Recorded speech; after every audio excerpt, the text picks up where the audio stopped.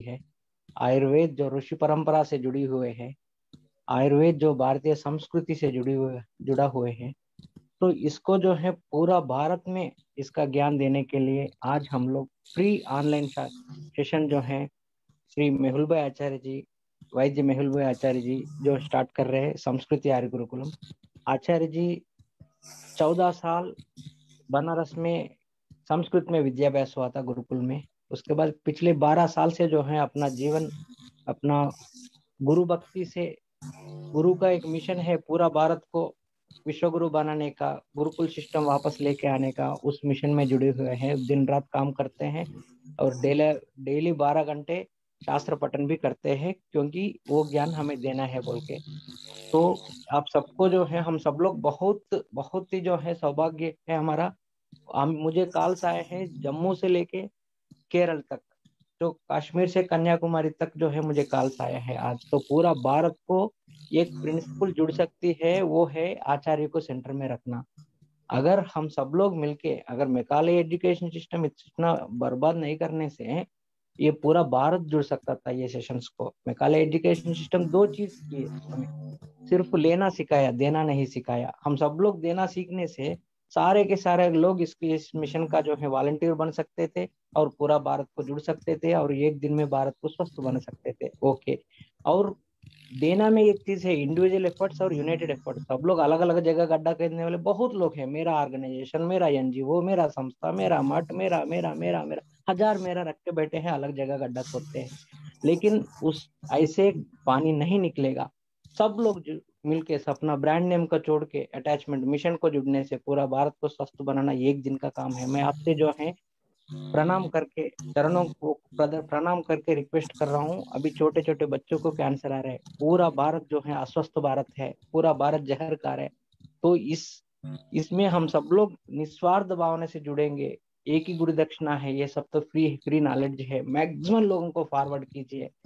हम लोग एक ही जगह गड्ढा खोदेंगे। मैं रिजल्ट नहीं पूछ रहा हूँ, कर्मण्येवाधिकारस्ते मा फलेषु कदाचन, मैं रिजल्ट नहीं पूछ रहा हूँ, मैं सिर्फ आपसे प्रयत्न पूछ रहा हूँ। हम सब लोग मिलके ज्यादा से ज्यादा लोगों को फॉरवर्ड करेंगे, यही गुरु दक्षिणा है। और आप सीरियस, तो ये कुछ 500 to 1000 पीपल सीरियस स्टूडेंट्स हम लोग जोड़ने से इसको जो है हम लोग फ्रीक्वेंसी भी बढ़ाएंगे। अभी सैटरडे वीकली 1 सेशन जो है बहुत देर हो जाएगा, वीकली 2-3 सेशन तो चाहिए, लेकिन आप हम सब लोग जो है मैक्सिमम लोगों को जोड़ेंगे, तब आचार्य जी को हम लोग रिक्वेस्ट कर सकते हैं मैक्सिमम सीरियस पीपल जुड़ना है।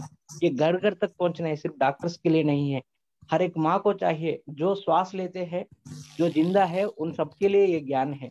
हम लोग कार खरीदने से भी उसके बारे में जानते हैं, और ये शरीर भी एक व्हीकल है, इसमें 100 साल रहना है ये आत्मा, तो इसके बारे में जानना जरूरी है। तो मिलके, यूनिटी इज स्ट्रेंथ, हम लोग एकता में बहुत ताकत है। मिलके जो है पूरा भारत को एक आचार्य को सेंटर में रख के पूरा भारत को जोड़ेंगे और फिर पूरा भारत को विश्वगुरु बनाएंगे, स्वस्थ भारत बनाएंगे। प्लीज आप हेल्प कीजिए। और बहुत बहुत धन्यवाद आचार्य। और सिंगापुर शिव प्रसाद जी, सिंगापुर में अभी टाइम क्या हो रहा है, 2.5 आवर्स, 11:30 हो रहा है, 1 बजे तक चलेगा ये सेशन, या 12:30 बजे चलेगा। तो ये सैक्रिफाइस उधर से वो शिव प्रसाद जी कर रहे हैं। हम लोग, मैं कल रात को नहीं सोया था, पूरा रात फेसबुक में फॉरवर्ड कर रहा था। क्यों? क्योंकि भारत को स्वस्थ बनाना है। तो हम लोग तैयार है दिन रात काम करने के लिए। आपका 10 मिनट दीजिए, मैक्सिमम स्प्रेड कीजिए, कम से कम व्हाट्सएप स्टेटस रखिए। आइए मिलके हम लोग जो है एक ही जगह गड्ढा खोदेंगे और भारत को विश्वगुरु बनाएंगे। थैंक यू आचार्य जी, आप शुरू कर सकते हैं। मेरा वीडियो दिखाई दे रहा है ना सबको? परफेक्ट आचार्य। ठीक। नहीं दिखाई दे रहा है तो कोई अपना सेट करे, क्योंकि यहाँ से हमारी 3 स्क्रीन लगी हुई है, सब में वीडियोज आ रहा है। ठीक है, तो मैं अभी शुरू करता हूँ। आज ऐसे पहले ही बताया, ऐतिहासिक दिन है, क्योंकि जो सो कॉल्ड आजादी जिसको हम कहते थे, वो आज ही के दिन रात को 12 बजे मिली थी, 14 अगस्त को, जिसको हम 15 अगस्त कल मनाएंगे। तो ये एक झूठा ही सही लेकिन बदलाव आया था। तो अभी हम सच्चे बदलाव की ओर आज से फिर जाएंगे और गुरुकुल शिक्षा को समझेंगे। और आयुर्वेद, मैं धीरे धीरे आपको समझाता जाऊंगा कि आयुर्वेद के विषय पर हम आगे बढ़ेंगे। हम प्रामाणिक रूप से आयुर्वेद का अध्ययन करेंगे। जो परंपरागत अध्ययन है उसका एक विशेष तरीका है और वो आप पहचान सकते हैं कि ये दोनों में क्या अंतर है। आयुर्वेद पढ़ने का जो कॉलेज में चल रहा है और जो गुरुकुल में पठन पाठन के हिसाब से चलता था, वो दोनों में बहुत फर्क है। आज का मैं सेशन भगवान धन्वंतरी को याद करके शुरू करता हूँ। धन्वंतरि समारंभां जीवकाचार्य मध्यमाम् अस्मदाचार्य पर्यन्तां वंदे गुरु परंपराम्।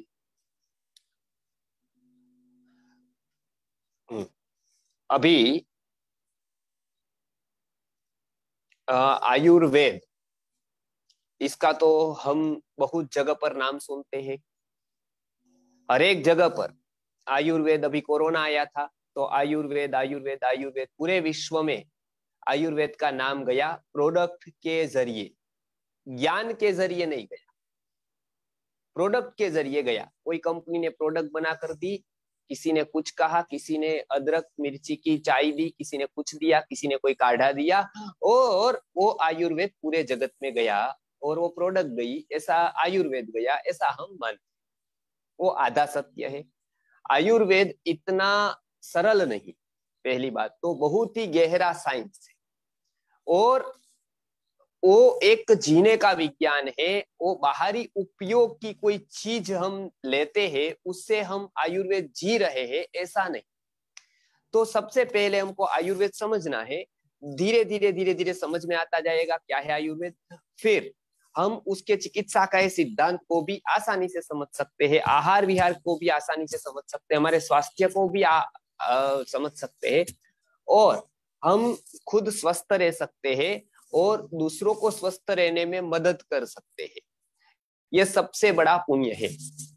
अब मैं आज कुछ बातें करूंगा। आयुर्वेद, ये शब्द दो शब्द से लेकर बना है। आयुर मतलब आयुष और वेद, मूल शब्द आयुष है, उसका आयुहु हो जाता है। ये संस्कृत के क्लास में हम सीखेंगे कैसे होता है। तो उसका रेफ होकर आयुर्वेद होता है। तो आयुहु और वेद, ये दो शब्द हुए।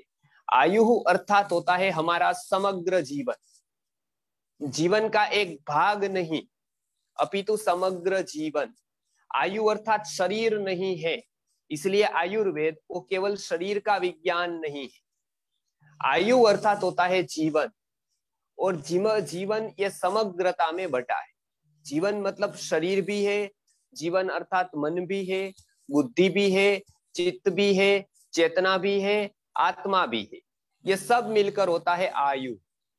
इसलिए आयुर्वेद की संहिताओं में आया, आयु कामयमानेन धर्मार्थम सुख साधन आयुर्वेदो उपदेशेषु विधेयो परमादर। कि जो व्यक्ति अपने आयुष्य की कामना करता है, अपने को सुखी रखना चाहता है और अपना कल्याण चाहता है अगले जन्म में, तो उनको क्या करना है, आयुर्वेद के उपदेश पर चलना है। तो हम देखते हैं आयु अर्थात जीवन, जीवन समग्र जीवन, इसमें सब तत्व जीवन के आ गए। और वेद अर्थात होता है ज्ञान। तो जीवन का ज्ञान, समग्र जीवन का ज्ञान जिसमें निहित है, सन्निहित है, उसको आयुर्वेद कहते हैं। फिर दूसरी भी व्याख्या बताई है कि आयुस्तस्य तत्र हिताहितम तत्सर्वम यत्र प्रोक्तम आयुर्वेदस्य उच्यते। कि जिसका हित और अहित जीवन का जहां पर निहित किया गया कि ये हितकारी है, ये अहितकारी है, ऐसा जहां पर बताया गया वो आयुर्वेद। बहुत सारे बातें यहाँ पर है, एक चिकित्सा का भी उसमें विभाग है। तो ये आयुर्वेद वो शब्द का अर्थ होता है समग्र जीवन का विज्ञान, और केवल विज्ञान नहीं, संपूर्ण विज्ञान, जिसको हम परफेक्ट साइंस कहते हैं, जिसके सिद्धांत अबाधित होते हैं, त्रिकालाबाधित होते हैं, वो बदलते नहीं है कभी। जैसे पृथ्वी वही रही, जल वही रहा, पहले भी प्यास जल बुझाता था, आज भी जल ही प्यास बुझाता है। पहले ही हम अन्न खाते थे, आज भी वही हमारी भूख का शमन करता है। पहले भी आम मीठा था और पित्त का शमन करता था, आज भी वो वही कर रहा है। पहले भी फल फलादि ऐसे ही थोड़े बहुत फल फलादि में बदलाव आया, लेकिन प्रायः करके सभी फल फलादि वैसे ही गुण वाले हैं जो पहले थे। पहले हरड़ पेट साफ करती थी, आज वो कर रही है। तो हर एक औषध के जो गुण है और जो आयुर्वेद ने बताया है वो त्रिकालाबादी थे, अर्थात कोई एक काल के लिए नहीं है, त्रिकालाबादी थे। तो आयुर्वेद का अर्थ हमने किया समग्र जीवन का विज्ञान, जीवन के समग्रता को परिचय देने वाला जो विज्ञान है उसको आयुर्वेद बताया गया। अब आगे देखते हैं कि ये आयुर्वेद, ऋषि मुनियों ने ये परंपरा कहां से शुरू हुई, तो अलग अलग संहिताओं में अलग अलग जगह पर इसकी परंपरा का वर्णन है। आयुर्वेद में कोई भी व्यक्ति ये कह रहा है कि ये मैंने किया, मैंने बताया, मैंने पढ़ाया, मैंने रिसर्च किया, तो वो उसमें एक प्रकार की अप्रामाणिकता मानी जाती है, क्योंकि व्यक्ति का नॉलेज, व्यक्ति की दृष्टि मर्यादित होती है, उसके पीछे किसी का बैक चाहिए। जैसे हम नई नई दुकान वाले पर विश्वास नहीं करते, उसको उधारी नहीं देते, क्योंकि कब उठ जाए क्या पता।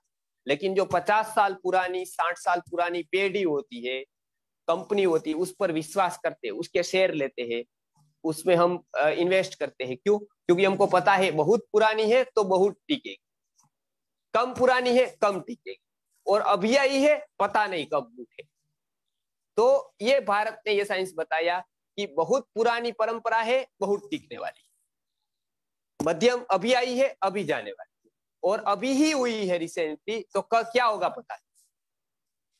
तो इसलिए हरेक ग्रंथों में आप हरेक ग्रंथ देखेंगे तो उसमें एक परंपरा मिलती है, वो परंपरा में बताते हैं कि इसका स्टार्ट कब है, ये कहां से शुरू हुई।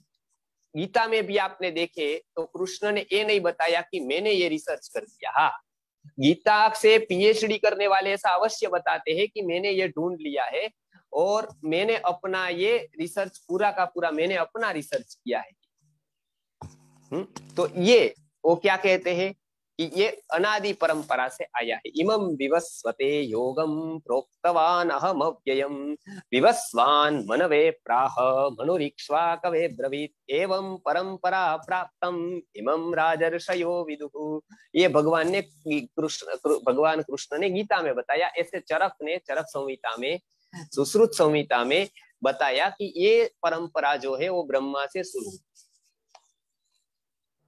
उसके बाद आते आते आते अश्विनी कुमार आए, दक्ष प्रजापति आए, अश्विनी कुमार आए। उसके बाद जो लौकिक परंपराएं ऋषि मुनियों की चली, तो ये ऋषि मुनियों की परंपरा की हम आज बात करने वाले हैं। एक अलौकिक परंपरा जो देवों की परंपरा है, वो एक अलौकिक कहा जाता है उसको, मतलब इस लोक के बाहर की है। और ये एक परंपरा है जो इस लोक से शुरू हुई, तो उसकी बात में चरक आते हैं, सुश्रुत आते हैं और सारे ऋषि मुनि आते हैं।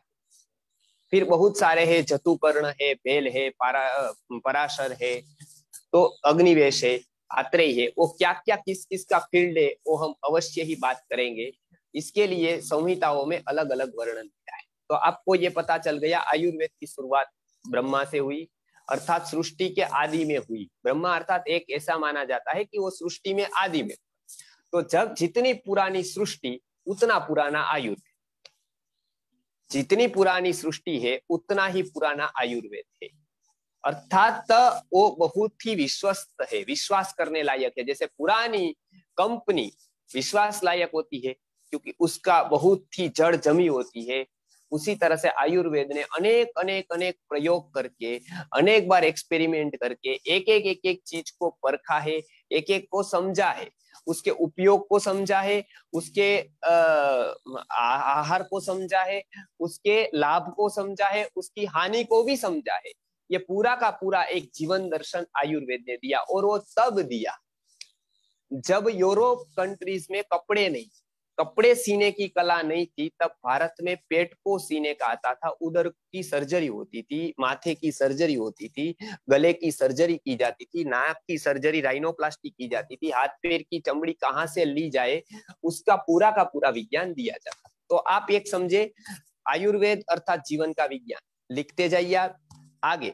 आयुर्वेद की परंपरा ब्रह्मा से शुरू हुई, उसके बाद में लिखाऊंगा आपको अगली बार कि कैसे कैसे कैसे कैसे आगे बढ़ी। तो एक होती है परंपरा, वो एक रीति होती है कि आयुर्वेद, किसी भी ग्रंथकार को ये बताना पड़ता है कि ये मेरा नहीं है, ये बहुत पहले से ये विज्ञान आता रहा है और मैं केवल निमित्त बनकर उसको आगे ले जा रहा हूँ। इसको एक प्रकार की इंटेलेक्चुअल मोडेस्टी, बौद्धिक नम्रता कहते हैं कि एक कृतज्ञता का भाव है, गुरु से मुझे मिला है, आज वो चला गया है लोगों में से।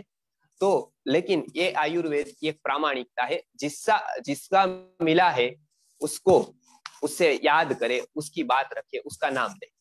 तो ये एक बात बताई, ये लौकिक अलौकिक परंपरा। अब उसमें सबसे पुराने से पुराना जो ग्रंथ अभी मिल रहा है थोड़ा बहुत व्यवस्थित रूप से, उसका नाम है काश्यप संहिता, जो बहुत प्रसिद्ध नहीं है।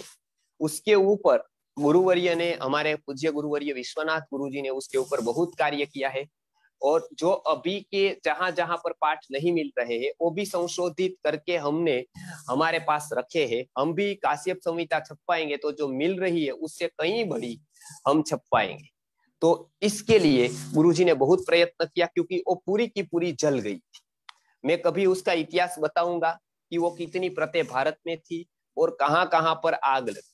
और ये आप यदि जानोगे भारत का इतिहास, तो आपको आग लग जाएगी अंदर कि ये कितने बड़े देश में, कितने मेहनतू व्यक्ति के देश में मैं रह रहा हूँ, और मेरी ये स्थिति है, मैं नाम तक नहीं जानता हूँ संहिताओं के, मैं कोई बात भी उसकी नहीं जानता हूँ।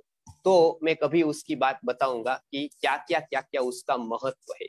सबसे प्राचीन जो संहिता है वो काश्यप संहिता है, लेकिन दुर्भाग्य है वो पूर्ण रूप से नहीं मिल रही, इसीलिए उसका जिक्र बहुत ही कम होता है, क्योंकि वो पूर्ण ग्रंथ नहीं माना जाता है। बीच बीच में श्लोक जल गए हैं, क्योंकि वो जला दी गई। जब नालंदा यूनिवर्सिटी को जलाया तब सबसे ज्यादा काश्यप संहिता उस यूनिवर्सिटी में थी, और वहां से जलती जलती बाद में बहुत जगह पर से वो लुप्त हो गई। बाद में नेपाल से एक प्रति मिली और हेमराज शर्मा जी ने उसका पुनः पुनरुद्धार किया। गुरुवर्य ने भी उसमें सहायता की, और बहुत सारे पाठ वाराणसी की अलग अलग लाइब्रेरी से निकाल कर, प्रतों को निकाल कर नेपाल भेजा, नेपाल की प्रतों को यहाँ लाया, दोनों को कॉम्बिनेशन करके ये एक काश्यप संहिता बनी। वो आयुर्वेद की उपलब्ध संहिताओं में, जो उपलब्ध संहिता है उसमें सबसे प्राचीन संहिता काश्यप संहिता है। अब हम चलते हैं आगे।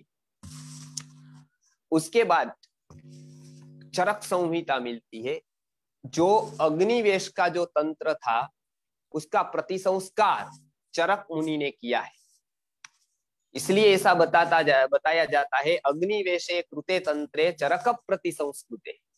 अग्निवेश का तंत्र था, उसके ऊपर चरक मुनि ने प्रतिसंस्कार किया।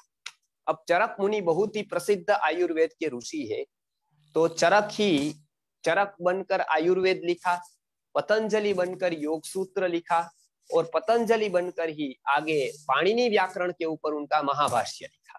तो चरक एक बहुत बड़ी, एक क्रांतिकारी संस्था है, व्यक्ति। तो ये चरक संहिता आज मिल रही है, उसके विभाग को भी हम जानेंगे। लेकिन चरक संहिता बहुत ही अध्ययन करने जैसा ग्रंथ है। चरक संहिता बहुत ही अद्भुत पढ़ने जैसा ग्रंथ है, क्योंकि वो पहला है मेडिकल साइंस का, सबसे पहला ग्रंथ चिकित्सा शास्त्र का है। इसलिए फादर ऑफ इंडियन मेडिसिन चरक को कहा जाता है, फादर ऑफ इंडियन मेडिसिन। और फादर ऑफ सर्जरी इसको सुश्रुत को कहा जाता है। तो मेडिसिन का जो ग्रंथ है, विभागीकरण पहले दवाइयों का किया, औषधियों का किया, चिकित्सा का किया, तो ये चरक ने किया। उसके बाद आयुर्वेद की ये परंपरा चलती है। ऋषि मुनि हमेशा पूरे की पूरी विश्व की चिंता करते थे, चिंतातुर थे। इसलिए ऋषि मुनि अलग अलग अलग जगह से मिलते थे, संवाद करते थे, अपने जीवन को गहराई से देखते थे, सुख को भी देखते थे, दुख को भी गहराई से देखते थे, समझते थे। तो वो एक परंपरा से तत्वज्ञानी व्यक्ति की एक फौज खड़ी हो गई, फौज हो गई, और उन्होंने जो संहिताएं रची वो आज हमारे सामने, वो परम सत्य की प्राप्ति कराने वाले रत्न है। इसलिए इसका ज्यादा से ज्यादा अध्ययन करना चाहिए। गुरु के पास बैठकर न हो सके तो यूट्यूब के माध्यम से, किसी भी माध्यम से आयुर्वेद का श्रवण करना चाहिए। ज्यादा आयुर्वेद का श्रवण बढ़ेगा, भारत की स्थिति बदल जाएगी, भारत का नजरिया बदल जाएगा, भारत को एक वैज्ञानिक देश ख्यात होने में देर नहीं। इसलिए सबसे पहली बात है, हम संहिताओं को जाने। ये साप वाली, वरदान वाली काल्पनिक चुटू मुटू की कथाएं हमने बहुत सुन ली। अब ये छोड़कर हम आयुर्वेद का प्रामाणिक इतिहास पढ़े, बालकों को ओप पढ़ाए, ऋषि मुनियों का गौरव उनको दिलाए। तो ये एक बहुत ही प्रामाणिक परंपरा जो ऋषि मुनियों की है, उसमें एक ग्रंथ का नाम है चरक संहिता। युग युग में जो आवश्यकताएं होती है उसके हिसाब से अलग अलग ऋषि मुनि अलग अलग तंत्र की रचना करते हैं, आयुर्वेद की रचना करते हैं। आज मैं परिचय दे रहा हूं, अगले बार से हम स्लाइड से सीधा सीधा सिखाऊंगा तो आपको पता चलेगा चरक ने क्या कहा, सुश्रुत ने। लेकिन चरक है कौन, सुश्रुत है कौन, किस विषय पर क्या कार्य किया, वो आपको पता रहे। इसलिए हम पहले पाठ में गुरुकुल के भी बच्चों को पढ़ाते हैं तो ये पूरी परंपरा की बात करते हैं।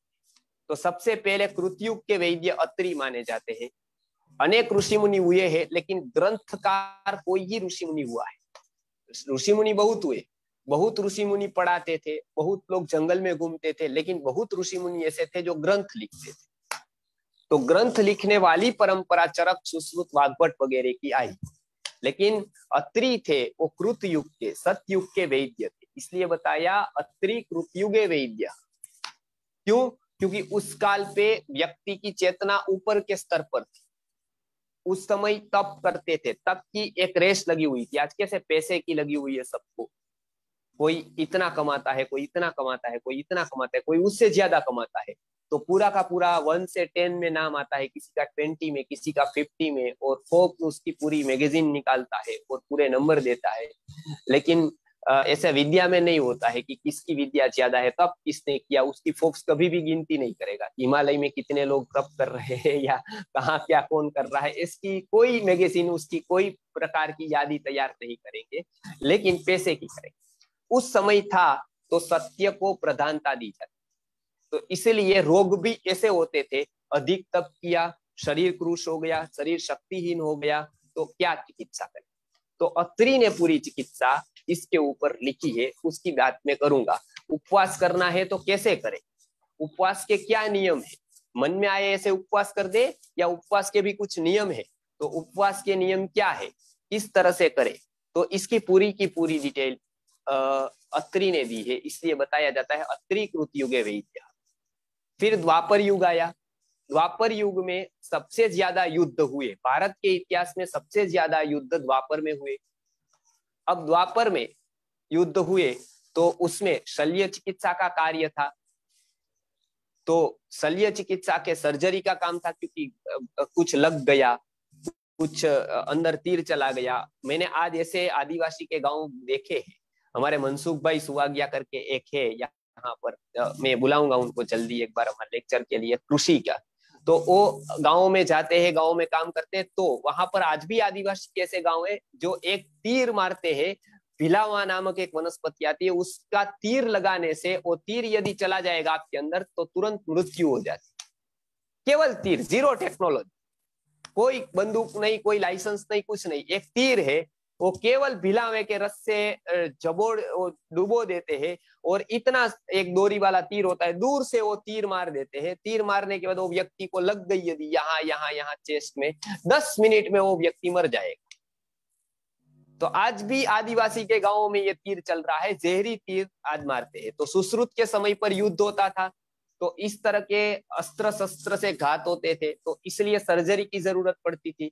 सर्जरी के लिए लिखा हुआ ग्रंथ क्योंकि युद्ध के समय पर सर्जरी की जरूरत थी, इसलिए सुश्रुत ने पूरा का पूरा सर्जरी के बारे में अप टू एंड माहिती वहां पर लिख, इसलिए इंसाइक्लोपीडिया में भी आप पढ़ेंगे तो सुश्रुत है वो father of surgery, Indian surgery, father of surgery. जगत में पहली बार सर्जरी की जाती है, किसी अंग को खोला भी जा सकता है और वापस वो ऐसा ही पैक हो सकता है, ऐसी कल्पना किसी ने दी तो वो सुश्रुत ने दी। सुश्रुत नहीं होते तो आज के लगभग 70-80% ऑपरेशन हो ही नहीं सकते थे, क्योंकि उसकी नींव रखने वाले सुश्रुत थे। किस जगह से चमड़ी निकालनी है वो पहली बार बताने वाले सुश्रुत थे। किस जगह पर ऑपरेशन पे ध्यान रखना है, वहां एक सुई लग जाएगी तो आदमी मर सकता है, वो सुश्रुत ने पहली बार एनेटोमी दी। गुरुकुल ने भारत को क्या दिया? गुरुकुल भिखारी वाला नहीं है, गुरुकुल ने जो खोजें दी है, गुरुकुल के एक एक आचार्य ने जो दुनिया को दिया है, वो आज भी उपकृत है दुनिया उससे। आज भी हर एक भारतीय उसका उपकार, किसी पार्टी ने कुछ गौरव नहीं बढ़ाया है गाड़ी में घूमकर, लेकिन एक लैंप भी नहीं, एक दिए के प्रकाश में केवल 1-2 कपड़े पहनकर, केवल एक समय का भोजन करके उन्होंने जो तपश्चर्या की, 15-15 घंटे पढ़ाने में दिए और पुस्तक ग्रंथ लिखने में दिए, एक एक शरीर को जांचने में दिए, वो उपकार कभी भी भूल नहीं सकते। सुश्रुत ने ऐसे लाखों रोगियों को देखा और उन्होंने पूरे के पूरे एनेटोमी का नॉलेज दिया जगत को पहली बार की शरीर चलता कैसे है। शरीर पर मर्मस्थान 107 होते हैं, तो आज भी 107 है, तो वही स्थान पर यदि कुछ लग गया तो आदमी मर सकता है। ये पहली बार सुश्रुत ने अब कैसे गिन लिए, ऐसे ऐसी जगह पर मर्मस्थान है जो मगज के एक लेयर पे, 4 लेयर के अंदर एक पॉइंट है, वहां पर मर्मस्थान है। और वो मर्मस्थान कब देख लिया उन्होंने, कैसे देख लिया? जो आज केवल माइंड का, जो ब्रेन सर्जन जिसको हम एमएस कहते हैं, वो डॉक्टर 10-10 साल पढ़ता है तब उसको ये पॉइंट मिलते हैं, तब उस पर कार्य कर सकता है वो। और वो जो वहां कर सकता है वो पैर में नहीं कर सकता है, फिर पैर पे कर सकता है, पेट में नहीं कर सकता है, पेट पे कर सकता है, वो अस्थि का, हड्डियों का नहीं कर सकता है, उसका अलग होता है, उसका अलग होता है। सुश्रुत ने एक ही जीवन में ये पूरी की पूरी सर्जरी, माथे से, बालों से लेकर पैर के तलवे तक की जितनी सर्जरियां होती है वो सब सर्जरी की। ऐसा एक भी डॉक्टर दुनिया में नहीं है जिसने ये सारी सर्जरी की। आई सर्जन अलग होता है, हड्डियों को जोड़ने वाला आई को नहीं कर सकता है, उसको आई में कुछ पता है, उसको कुछ पता नहीं चलता है आई में। तो वो सुश्रुत को आई भी पता है, नोज भी पता है, कान भी पता है, गला भी पता है, पेट भी पता है, पैर भी पता है, पैर का तलवा भी पता है, मस्तिष्क के ऊपर के बाल भी पता है, बाल के अंदर की खाल भी पता है, खाल के अंदर का ब्रेन भी पता है। ये सब कुछ एक जीवन पे कर पाना, मतलब ये आप सोचिए कभी कितना कठिन होगा। ये आसान बात नहीं है। सुश्रुत ने वो सर्जरी का पूरा विज्ञान सुश्रुत संहिता नामक ग्रंथ में लिखा।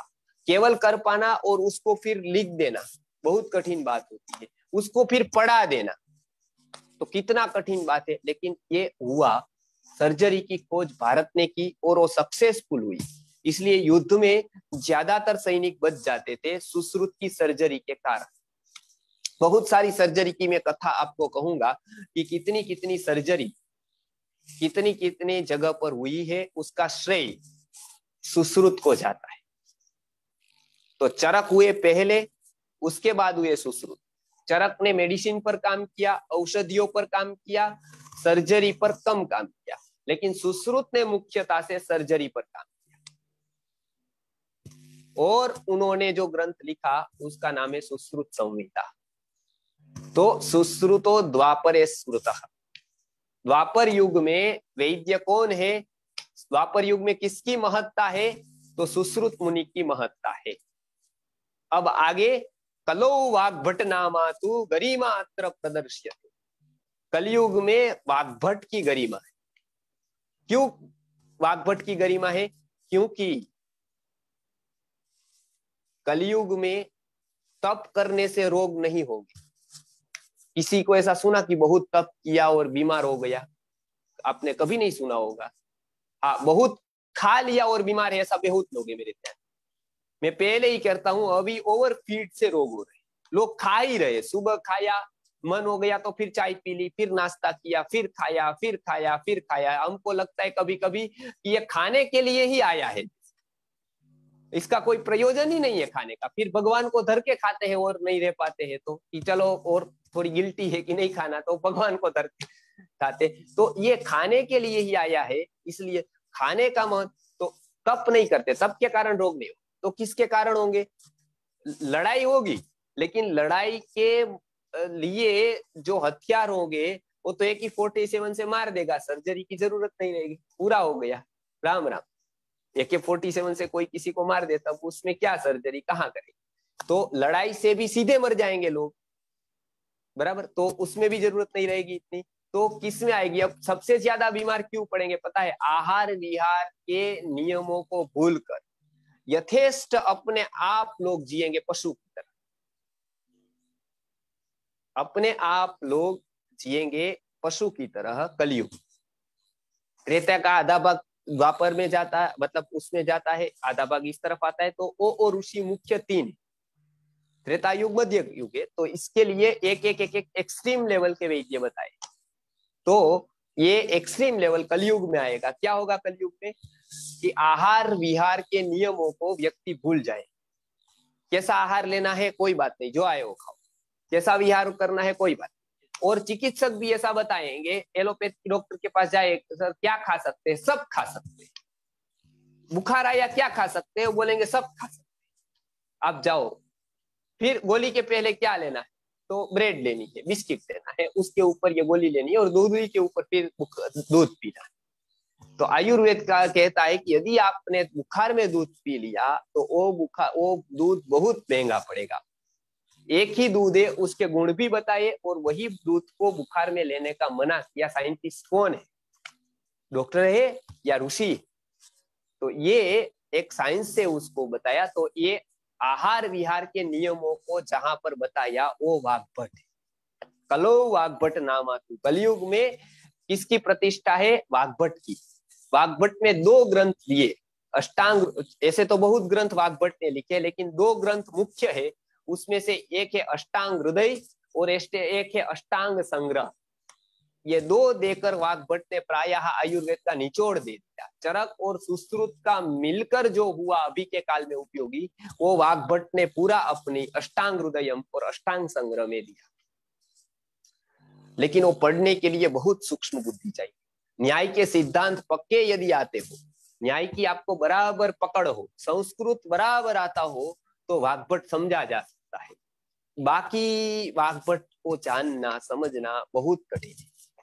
मैं बताऊंगा कभी क्या क्या वाग्भट ने अर्थ किए हैं और कैसे कैसे उनका कितने क्षेत्र पर उनका ज्ञान था। तो वाग्भट ये कलयुग के ये चिकित्सा क्षेत्र के ऋषि थे। तो 3 संहिताएं हमने देखी। चरक संहिता जो चरक मुनि ने लिखी। अभी मैं सब ऋषियों के बारे में नहीं बताऊंगा, जिन्होंने संहिताएं लिखी है उन्हीं के बारे में बताऊंगा। और ऋषि चिकित्सा करते थे, साधना करते थे, तप करते थे, सामाजिक कार्य करते थे, लेकिन संहिता जिन्होंने लिखी है उसकी हम बात करने वाले। एक बार ऐसा लेंगे, हर एक ऋषि की बात करेंगे कि गुत्समद ने पहली बार कार्पास के ऊपर काम किया, जमदग्नि ने पहली बार छाता और जूते के ऊपर काम किया, वो पहली बार वो लाए। उसका मैं रेफरेंस के साथ, ऋग्वेद के भाष्य के रेफरेंस के साथ मैं बताऊंगा। अत्रि ने पूरी लोकशाही के ऊपर, जो सही मायने में लोकशाही जो हम मंत्र पुष्पांजलि में बताते हैं, वो क्रोमवेल नहीं लाया, वो अत्रि लाए हैं। अत्रि गणेन मुंचिता, ये ऋग्वेद में अत्रि गणेन मुंचिता, अत्रि है वो लोकशाही के जनक है। पहली बार जो लोकशाही लाए वो अत्रि लाए। तो उसका मैं कभी विवरण करूंगा कि किस किस व्यवस्था में किस किस ऋषि ने क्या क्या बताया है। अभी हम आयुर्वेद की बात करते हैं। तो आयुर्वेद में सबसे पहले चरक संहिता चरक मुनि ने लिखी, सुश्रुत संहिता सुश्रुत मुनि ने लिखी, वाग्भट अर्थात उनका नाम वाग्भट है, उनके पिता का नाम सिंहगुप्त है और फिर दादा का नाम फिर वाग्भट है। तो सिंहगुप्त सुनु मतलब सिंहगुप्त के पुत्र वो वाग्भट, वो उन्होंने 2 ग्रंथ लिखे। अवलोकितेश्वर के वो शिष्य है। और वाग्भट के जो पुत्र है वो बहुत प्रसिद्ध नहीं है, लेकिन तसीताचार्य उसका नाम। उनकी एक ग्रंथ जो प्रायः अनुपलब्ध है, अभी कहीं मिल नहीं रहा है, वो प्रति हमारे पास है। अगले साल हम उसको छपवाने वाले हैं, चिकित्सा कलिका।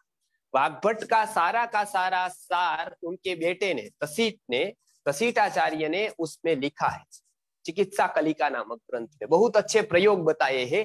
मैं उनका कभी कभी प्रयोग व्रत में देखकर बताता हूँ, क्योंकि अभी वो ग्रंथ नहीं मिल रहा है। संस्कृति आर्य गुरुकुलम जो ऋषियों के ऐसे ग्रंथ रह गए हैं, वो सत्य प्रकाशित करने वाले हैं, ऐसे ग्रंथों को हम छपवाते हैं और उसका पुनः प्रकाशन करके कितने प्रयोग उन्होंने किए हैं उसका लाभ देते हैं सबको। तो ये तीन आप परंपरा में ये तीन ऋषि के बारे में जाना, उसको कहते हैं वृद्ध त्रयी। क्या कहते हैं उसको? वृद्ध त्रयी। त्रयी अर्थात तीन ऋषि, और त्रयी वृद्ध अर्थात सबसे पहले। तो सबसे पहले आयुर्वेद के संहिताकार तीन ऋषि, चरक, सुश्रुत और वाग्भट। में परीक्षा जब हम लेंगे तब ये आप सबको प्रश्न भी पूछेंगे, तो आप नोट भी बनाते जाइए, स्लाइड भी हम देखेंगे, एक बार परीक्षा का भी आयोजन करेंगे, और बहुत सारे आगे कार्य करने हैं आयुर्वेद सीखने के लिए, सिखाने के लिए। तो इसलिए ये तीन ऋषि की बात हमने जानी, वो आप याद रखें। चरक ने चरक संहिता लिखी, सुश्रुत ने सुश्रुत संहिता, और वाग्भट ने अष्टांग हृदयम नामक ग्रंथ लिखा। तो ये तीसरा संहिता अर्थात तीन संहिता आयुर्वेद के मूल में है। ऐसे आयुर्वेद का मूल अथर्ववेद है। अथर्ववेद में बहुत सारे सिद्धांत आयुर्वेद में आए। आयुर्वेद से फिर संहिताओं की रचना हुई, उसको कहते हैं संहिता काल। वो काल का नाम ही संहिता काल पड़, क्योंकि उसमें सबसे ज्यादा संहिताओं की रचना करते गए ऋषि। तो ये हमने आज देखा वृद्धत्रयी अर्थात चरक मुनि, सुश्रुत और वाग्भट, ये तीनों तीन ऋषि की जो त्रिपुटी है, तीन एंगल से उन्होंने अलग अलग ग्रंथों की रचना की है। वो चरक, सुश्रुत और वाग्भट, इसको कहते हैं वृद्धत्रयी। इसीलिए किस वैद्य के पास दवाई लेनी है ये भी लिखा उन्होंने। क्या लिखा कि सुश्रुतो नश्रुतो येन वाग्भटो नैव वाग्भटः नाधीतश्चरको येन सवैद्यो यम किंकर। जो वैद्य ने सुश्रुत को सुना नहीं, सुश्रुतो नश्रुतो येन, सुश्रुत को सुना नहीं, वाग्भट जिसको वाग्भट नहीं है अर्थात वाग्भट कंठस्थ नहीं है, और चरक का जिसने चिकित्सा के उपक्रम का अध्ययन नहीं किया है, वो वैद्य नहीं है, यम का दूत है। वो कभी भी आपको ले जा सकता है, उसकी दवाई कभी भी आपको ऊपर पहुंचा सकती। तो ये बताया कि वैद्य को पढ़ना ही चाहिए। पहला है अर्थ कि अध्ययनशील। वैद्य कैसा होना चाहिए? अध्ययन करने वाला होना चाहिए। तो इसलिए हम भी अध्ययन करेंगे। चिकित्सा भी बहुत लोग करते होंगे यहाँ पर, वो भी आयुर्वेद को अच्छी तरह से परंपरा से समझेंगे। और जो लोग अभी जान रहे हैं, अब वो लोगों के प्रश्न थे कि उसको क्यों जानना है।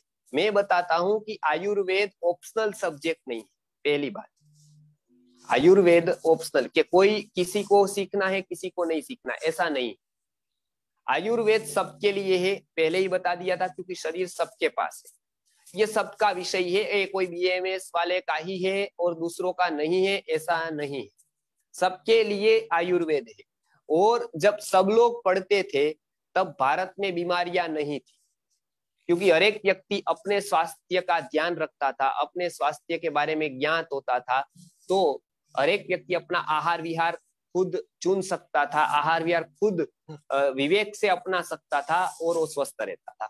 जब से आयुर्वेद कॉलेज में गया, यूनिवर्सिटी में गया, जब से आयुर्वेद का सेंट्रलाइजेशन हुआ, पूरे समाज से आयुर्वेद गया, हम भी मानने लगे कि नहीं वो तो कॉलेज में होगा, यूनिवर्सिटी में होगा, तब पूरा का पूरा समाज रोगी होने लगा।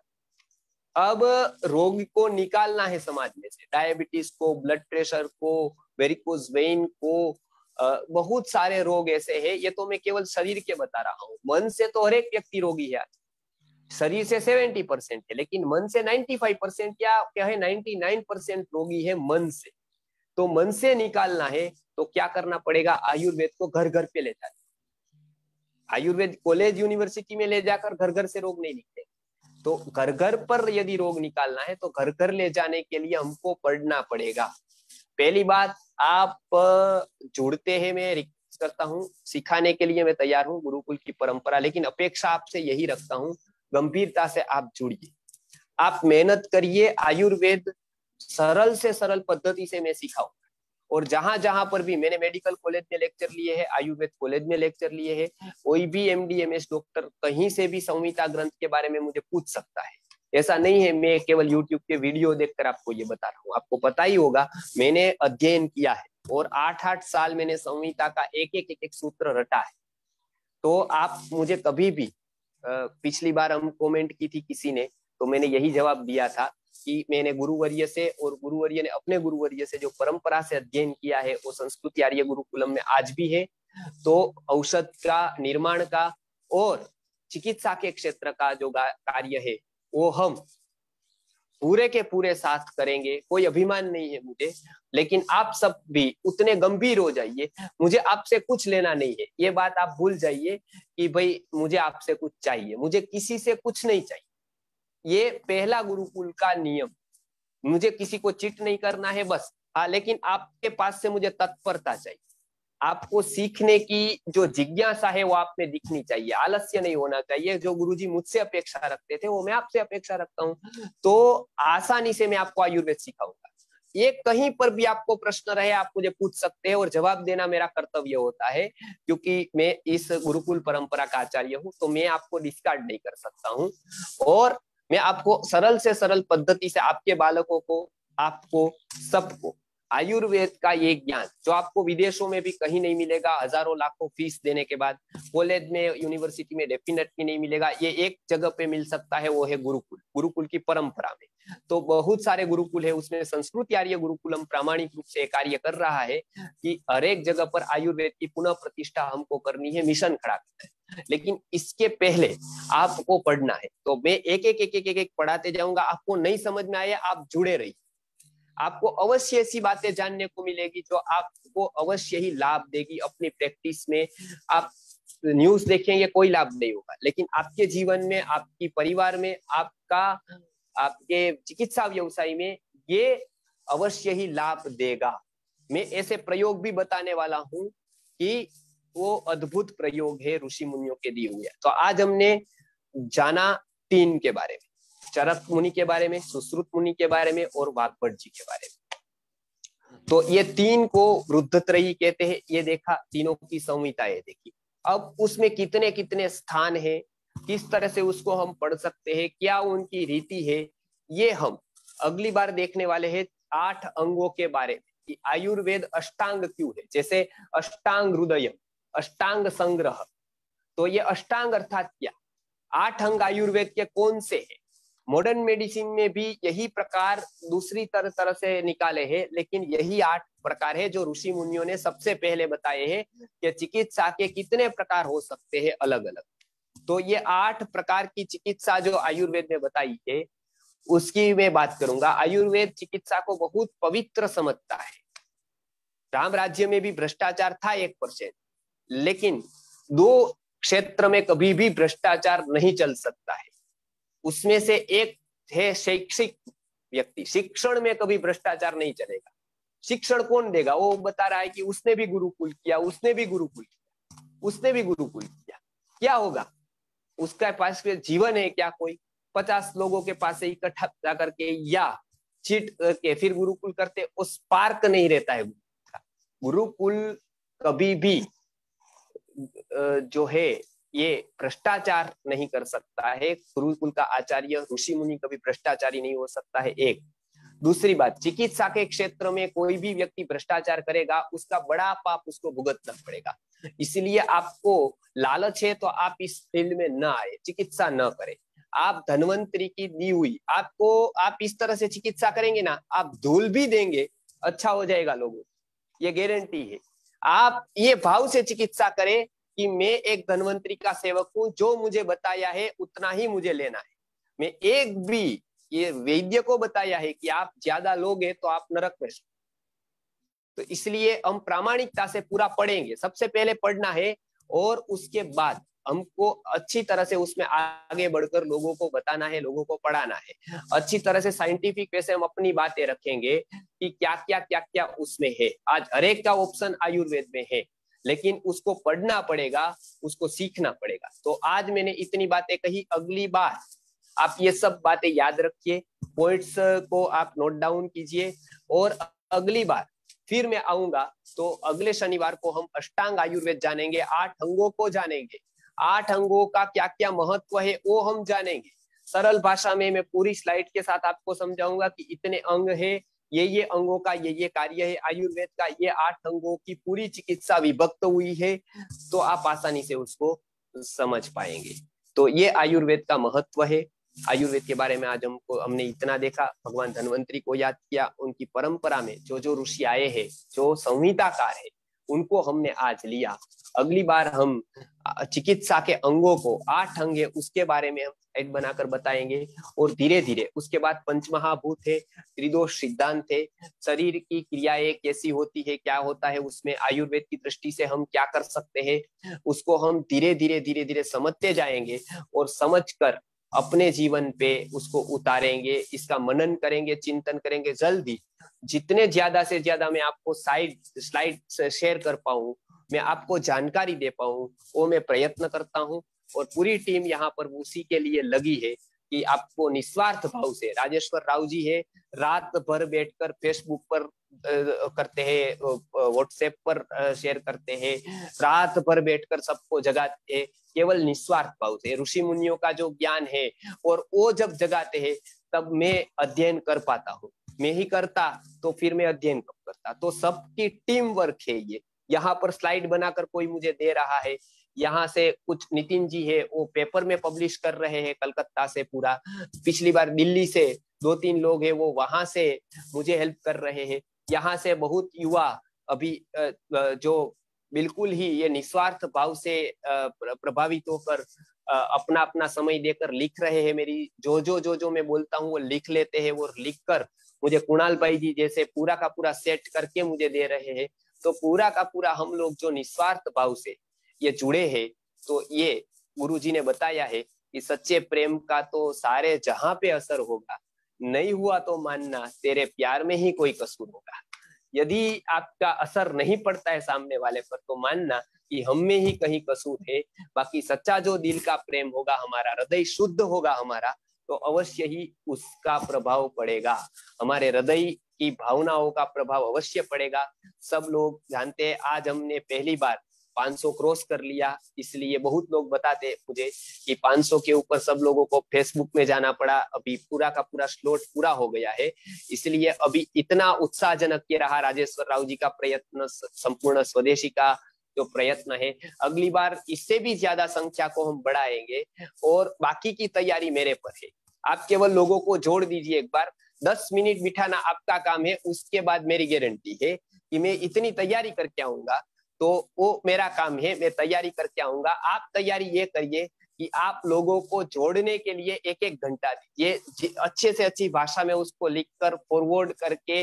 आपके बेटे की शादी है और उत्साह होना जितना फॉरवर्ड करने का, उतना उत्साह आपको होना चाहिए। यहाँ पर फोन करके सबको बोलिए कि आप तैयार रहिए, फोन करके बोलिए कि नहीं आपको ये करना ही है। आप इतना प्रयत्न करेंगे तो आयुर्वेद का बहुत ही बड़ा काम हम कर पाएंगे।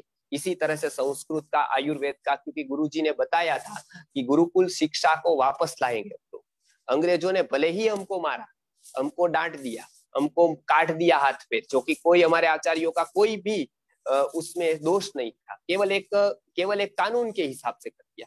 तो वो हम वापस, अभी हम स्वतंत्र है तो वापस हम पूरी की पूरी हम संस्कृति को लाएंगे। पूरी संस्कृति लानी है तो हर एक अंग पे पर कार्य जरूरी है। संस्कृत पर जरूरी है, कृषि पर जरूरी है, गाय पर जरूरी है, आयुर्वेद पर जरूरी है। तो अनेक अंगों को ले लेंगे। इसके लिए मैं आह्वान करता हूं, राजेश्वर राव जी आह्वान करते हैं कि सब लोग जुड़ जाइए, और अपने जो छोटी छोटी सोच है, अपने मतभेद है, वो छोड़िए, हृदय थोड़ा बड़ा कर दीजिए, अपना माइंड बड़ा कर दीजिए। आयुर्वेद जैसा विज्ञान हमको सीखना है और उसको हमको बचा लेना है। ये सदी के अंत तक बहुत युवाओं को तैयार कर देना है, बालकों को तैयार कर देना है।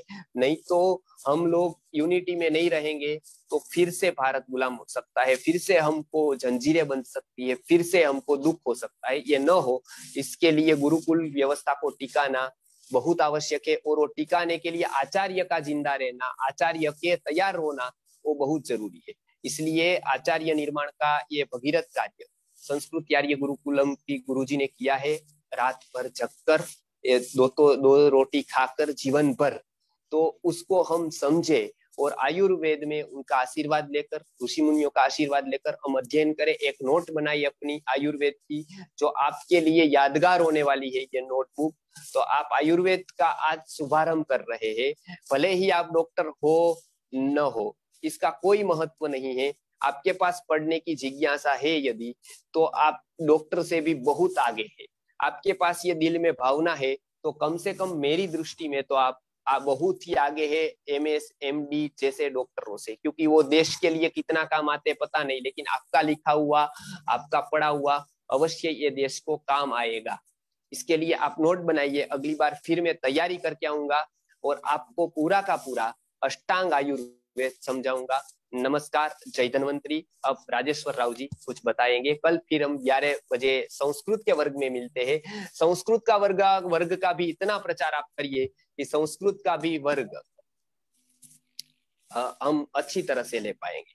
तो संस्कृत के वर्ग के ये मैंने परंपरा बताई, अगली बार से मैं लेने ही वाला हूँ शरीर विज्ञान का, अष्टांग आयुर्वेद का। शरीर विज्ञान तो भी काय चिकित्सा में आएगा, इसलिए वो क्रम से आएगा सब कुछ। आप थोड़ा धैर्य रखें, एक धैर्य है गुण वो विद्यार्थी का है, इसलिए आप थोड़ा धैर्य रखें। संस्कृत का कल का वर्ग है, उसके राजेश्वर जी बात करेंगे, 11 बजे कल है जी। आचार्य जी बहुत बहुत धन्यवाद आचार्य जी, आज जी इतना अमूल्य ज्ञान मिला सबको। और ये तो आयुर्वेद का इतना महत्व है। तो ये एक विनती है, एक तो अनाउंसमेंट है, ये ज्ञान जो है फ्रीली और इजीली भी है। हम लोग जो है इसको यूट्यूब में अपलोड करेंगे, कोई ज्ञान को छुपाना नहीं है। ये जो है फ्रीली सबके लिए, आप रिकॉर्डिंग मैक्सिमम लोगों को फॉरवर्ड कीजिए, ये ज्ञान पूरा भारत को पहुंचना है। तो इसमें जो है यही गुरुदक्षिणा है, इससे ज्यादा जो है आचार्य जी भी इतना दिल से रिक्वेस्ट किए थे। तो क्या है ना, मेघालय एजुकेशन सिस्टम में ज्ञान का नाम पे आपको इंफॉर्मेशन ही मिलता है, इधर ज्ञान जो है ट्रांसफॉर्म करते हैं लोगों को। तो आचार्य जो है अपना जो अंदर का जो क्वालिटीज, गुरु भक्ति, ह्यूमिलिटी, सर्विस एटीट्यूड, जो देशभक्ति जो भी है, सब जो है अपने अंदर जो है लेके आते हैं। हृदय से हृदय जो है वो क्वालिटीज ट्रांसफर होता है। ये इसलिए भगवान बोलते हैं गीता में, तद विद्य प्रणिपातेन परिप्रश्नेन सेवया उपदेक्षन्ति ते ज्ञानम ज्ञानिनः तत्त्वदर्शिनः। तो ये जो है सेवया जो है बहुत इंपॉर्टेंट है, एक सेवा है। विदाउट सेवा जो सीखते हैं ना, उससे जो है ट्रांसफॉर्मेशन नहीं होता। तो वो सेवा ही है, नहीं तो अपात्रदान होता है ज्ञान भी। आप सेवा करके, सेवा क्या है, 10 लोगों को फॉरवर्ड कीजिए, जितना हो सके व्हाट्सएप स्टेटस रखिए, जितना फेसबुक ग्रुप ज्वाइन होकर फॉरवर्ड कीजिए, अपने मित्रों को बोलिए, अपना परिवार को बोलिए, जितना हो सके उतना। रिजल्ट जो है अपना जो है वो स्वल्प पुण्यवादाम राजन विश्वास नहीं बजाते, जिसको पुण्य कर्म है उनको विश्वास आएगा, वो जुड़ेगा। लेकिन हम लोग प्रयत्न करेंगे, एक ही जगह गड्ढा खोदेंगे। जैसे आचार्य जी बोले थे, छोटे सोच मत रखिए, मेरा ऑर्गेनाइजेशन, मेरा NGO, मेरा मठ, मेरा नाम नहीं है, मेरा ऑर्गेनाइजेशन का नाम नहीं है। क्यों, इतना पावरफुल आचार्य आके पूरा विज्ञान फ्री में सिखा रहे हैं, तो क्या सोचना है। भारत जो है, छोटे छोटे बच्चों को कैंसर आ रहा है, शादी होने से बच्चे नहीं हो रहे, घर घर में BP डायबिटीज पेशेंट्स है, कैंसर बढ़ रहे हैं। तो इतना अस्वस्थ भारत बना है, अभी क्यों स्वार्थ है। पूरा भारत में जो है आयुर्वेद को वापस लेके आएंगे, गो आधारित कृषि को वापस लेके आएंगे, गो आधारित अर्थव्यवस्था लेके आएंगे, गुरुकुल सिस्टम लेके आएंगे, और पूरा दुनिया आके भारत के पास से सीख के जाएगा, भारत विश्व गुरु बनेगा। ये एक दिन का काम है। एक दिन कब होगा, हम सब लोग एक ही जगह गड्ढा खोदने से। 500 लोग, 100 करोड़ में 500 कितना है, बहुत कम है। तो हम बहुत करना है। आयुर्वेद के बिना जो डॉक्टर को बनना होता है ना, आयुर्वेद डॉक्टर, संस्कृत के बिना आयुर्वेद डॉक्टर बनना वो इतना ये नहीं है। संस्कृत भी सीखिए, आयुर्वेद भी सीखिए। आचार्य जी ये भी बोले थे, कृषि, आयुर्वेद डॉक्टर को कृषि भी पता चलना है बोल के, और कृषि जो करते हैं उनको आयुर्वेद भी पता चलना है बोल के आचार्य जी बोले थे। तो मिलके जो है ये ज्ञान फ्री में घर में, जिस आप क्लिक करने से आपका घर में आ रहे हैं, आप तो घर से बाहर भी निकलने की जरूरत नहीं। अब यूट्यूब लिंक भी आपको मिलेगा। तो ज्यादा से ज्यादा लोगों को फॉरवर्ड कीजिए, यही गुरुदक्षिणा है। क्यों इतने बार क्यों पूछते पता है, क्योंकि मेघालय एजुकेशन सिस्टम ने देना नहीं सिखाया। मैं 10 साल से आचार्य जी, इतना कॉल्स आते हैं मुझे, हजारों कॉल्स आते हैं, मैं इतना आशा से देखता हूँ ये कॉल मुझे देने वाला कॉल होगा, लेकिन वो लेने वाला कॉल ही होगा। मुझे क्या मिलेगा, कितना मिलेगा, कितना, यही होगा। मैं भी हूँ आपके साथ, मैं भी हूँ इस मिशन में, आपके साथ हूँ, मैं भी 10 लोगों को फॉरवर्ड करता हूँ। बोलने से कितना आनंद आता है। तो मुझे कॉल करने से थोड़ा देने वाला कॉल्स भी मैं भी हूँ, मैं भी 10 लोगों को फॉरवर्ड करता हूँ, मैं भी इस मिशन में आपको हेल्प करता हूँ। कितना आनंद होगा, आपका एक मैसेज मुझे कितना मोटिवेट करेगा। सिंगापुर शिव प्रसाद जी जो है उनको कितना मोटिवेट करेगा, आचार्य जी को कितना मोटिवेट करेगा। हम लोग जूम अकाउंट को 1000 तक भी लेके जाएंगे। आप हमारे साथ रहिए। आप 100 पीपल अभी जो है पूरा घंटा आचार्य जी, 1 घंटा क्लास चल रहे हैं, 1 घंटे लोग जुड़ रहे, छोड़ रहे, जुड़ रहे, बाहर बाहर जा रहे, जुड़ रहे, जैसे क्लासरूम में। तो ये कमिटमेंट पंक्चुअल 9 बजे मतलब 5 to 9 सब लोग 500 लोग जुड़ जाइए, इतना कमिटमेंट। ग्रुप में जितने लोग हैं पार्टिसिपेंट बनिए और वॉलंटियर्स बनिए। क्या लेंगे, परोपकारार्थम इदम शरीरम, कितने दिन लेने में लेना लेना है। देना सीखिए, देना सीखिए, जिए। जीना है दूसरों के लिए, जीना है देश के लिए, जीना है समाज के हित के लिए। तो आइए मिलके हम लोग पूरा भारत को स्वस्थ बनाएंगे। मैं पूछते रहता हूँ ग्रुप में, 100 बार आप ग्रुप जोड़ने से मैं पूछते रहता हूँ देना है बोल के। तो मिलके करेंगे जी। नेक्स्ट टाइम जो है मैं एक्सपेक्ट आचार्य जी से हम लोग रिक्वेस्ट करेंगे, आचार्य जी ये सेशन एक नहीं चलेगा, वीकली एक से बहुत लेट होगा। हाँ, दूसरा सेशन चाहिए आचार्य जी, आयुर्वेद का दूसरा क्योंकि चाहिए तो अगली बार मुझे बता दीजिए, सबका समय, आपका समय, दूसरों का समय क्या क्या है। तो हम पूरा का पूरा ऐसा अरेंज कर देंगे कि कोई एक दिन आयुर्वेद का, 2 दिन रख देंगे तो आपको आसान रहेगा, मतलब। तो हाँ इसके दो लिए हाँ, करेंगे आचार्य जी। तो 11 बजे कल संस्कृत का है, लोग पूछ रहे हैं। सेम लिंक पर होगा, एक ही लिंक पर सारे कार्यक्रम होंगे। कभी आपको लिंक नहीं है तो नाम याद रखिए, वो लिंक पहले वाली ही आप जुड़ जाइए, पहले वाली लिंक से ही, बराबर ना राजेश्वर जी? बराबर बहुत जी, लोग, पासवर्ड भी मतलब नहीं है, बहुत सेम लोगों लिंक। को नहीं मिले तो ये लिंक सेव करके रखिए, समझ गए ना? आपके उसमें स्टेटस में रखिए या कहीं पर भी सेव करके रखिए, इस पर ही जुड़ जाइए, आप टाइम याद रखिए केवल, बराबर। अब लगभग राजेश्वर जी हम रोज रात को कर देंगे धीरे धीरे। मेरा प्रवचन होता है तो 1-2 दिन छोड़कर बाकी के हर रोज रात को 9 से 10 बजे तक करेंगे। तो उतना तो भारत में लोग फ्री होने चाहिए मेरी दृष्टि से, यदि हम इसको सार्थक मानते हैं तो, बराबर है। नहीं तो बर्नार्ड शॉ ने भारत में आकर कहा था कि धनिक भारत में गरीब रहते हैं। भारत बहुत धनिक है लेकिन वही भारत में गरीब रहते हैं, तो धनिक भारत गरीबों का देश है, ऐसा वो बार बार कह रहा टोन में। क्योंकि हमारे पास सार्थक पढ़ने का समय न हो, 1 घंटा यदि रात का, तो वो तो दुख की बात है। वो तो मतलब उतना तो हम निकाल ही सकते हैं संकल्प करके समय। तो समय आप करिए, निकालिए, तो मैं तैयार हूँ। और लगभग लगभग 1-2 बार के बाद हम रोज कर देंगे, कोई ना कोई क्लास रोज चलेगा, बराबर ना? बराबर आचार्य जी, आप साधना और कीजिए मेरी लोगों एक का। रिक्वेस्ट है कि अभी तो हम करते हैं अपलोड, लेकिन बाद में एक अपलोड ऐसा करेंगे कि अपलोड नहीं करेंगे ऐसा, क्योंकि वो लोगों को गंभीरता ज्यादा रहेगी, वो जुड़ेंगे। नहीं तो उसको आलस्य आ जाता है कभी कभी, चलो ना कल अब जुड़ते हैं, बाद में देख लेंगे, और बाद में फिर बढ़ता जाता है स्टॉक, बराबर। हम्म।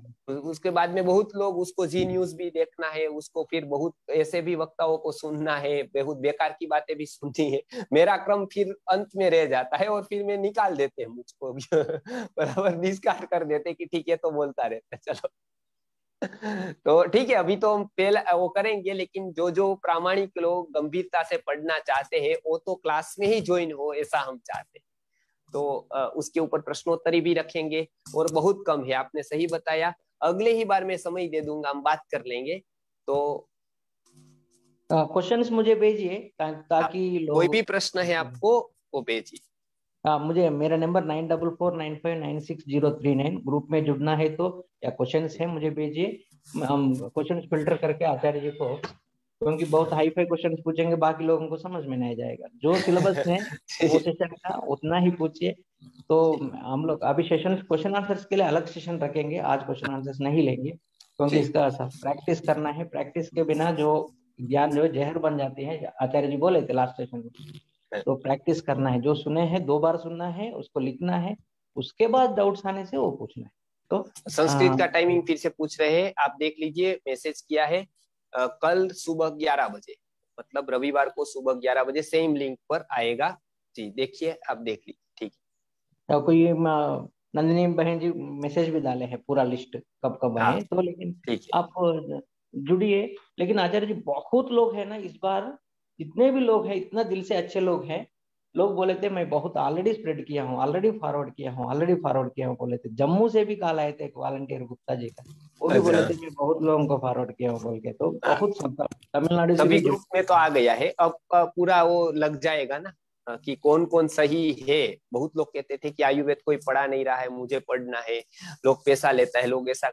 अब पता चल जाएगा कि कौन सही है, मतलब उसको पढ़ना ही है। तो इतना तो आसान तो ऋषि मुनि के काल में भी नहीं था, वो भी आश्रम पर बुलाते थे और आप लोग सब लोग वहां पर भेज देते सीधा वीडियो उसको। तो ऋषि मुनि के काल से भी अभी आसान है। लेकिन एक बात की दुख है कि अभी भूख नहीं है बस। भोजन तो बहुत है, जलेबिया है या सब कुछ है मतलब, लेकिन भूख नहीं है। एक ही तकलीफ है भारत की अभी, भूख मर गई है। कलयुग है आचार्य जी, मंदा सुमंद मतियो मंद भाग्य, तो जो भागवत सही। में बोलते हैं तो तो, वो। तो भूख लगाएंगे एपिटाइजर देकर। वो भी वो कल संस्कृत का क्लास है और उसके बाद हर एक क्लास का एक सेपरेट उसका एक हम रखेंगे। बराबर कल ना? वैदिक कृषि, कल वैदिक कृषि है ही आचार्य जी 4 बजे। नहीं, कल वैदिक कृषि नहीं, अगले से, क्योंकि कल मेरा प्रोग्राम है एक 4 बजे, तो कल वैदिक कृषि का कार्यक्रम नहीं है 4 बजे। तो 4 बजे का सेशन नहीं है, वो हम नेक्स्ट 11 बजे। रविवार को 4 बजे कंटिन्यू कर देंगे। और ये सेशन कल का है वो 11 बजे का रविवार का। और उसके बाद सोमवार के रात का 9 बजे का है। उसके बाद बुधवार का शायद गुरुकुल का नहीं होगा, वो हम मंगलवार को ले लेंगे गुरुकुल का सेशन। ठीक है ना? ओके आचार्य जी, आप ठीक एक है। दिन पहले बोलने से मैं हम लोग सब स्प्रेड हाँ करता हूँ, पूरा सब ग्रुप में ठीक जुड़े है। हैं। ठीक। ठीक। बाकी बहुत बहुत धन्यवाद हाँ, आचार्य जी। ये बाकी सब लोगों को ग्रुप में ज्वाइन दीजिए तो फिर वो आसानी से मैसेज भेज सकते हैं। ठीक। ओके, और बाकी सबको धन्यवाद जितने लोग जो सपोर्ट किए हैं आचार्य जी को इस मिशन पे, भारत को फिर विश्व गुरु बनाने के लिए, आप सब लोग स्वस्थ बनाने के लिए जो भी हेल्प कर रहे हैं, उन सबको बहुत बहुत धन्यवाद।